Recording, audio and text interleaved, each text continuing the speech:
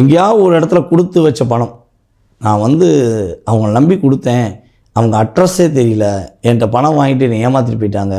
So அதனால தான் நான் இப்படி கஷ்டப்படுறேன்.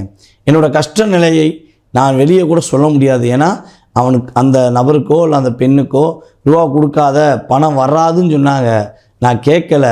உண்மையாக அன்பு வச்சுருக்காங்க, அவங்க கஷ்டப்படுறாங்களேன்னு சொல்லி நான் பேங்கில் லோன் போட்டோ இல்லை வெளியே என்னுடைய நகையை அடமானம் வச்சு கொடுத்துட்டேன்.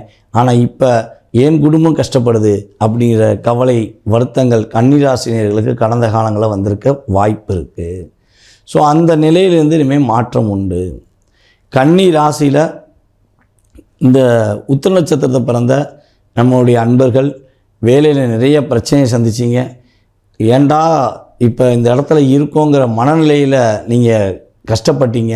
ஸோ அந்த கவலை, அந்த கஷ்டம், அந்த வேண்டுதல் எல்லாமே உங்களுக்கு சிறப்படைய போகுது. கவலைகள் எல்லாம் உங்களை விட்டு கடந்து போகிறதுனால சிறப்பான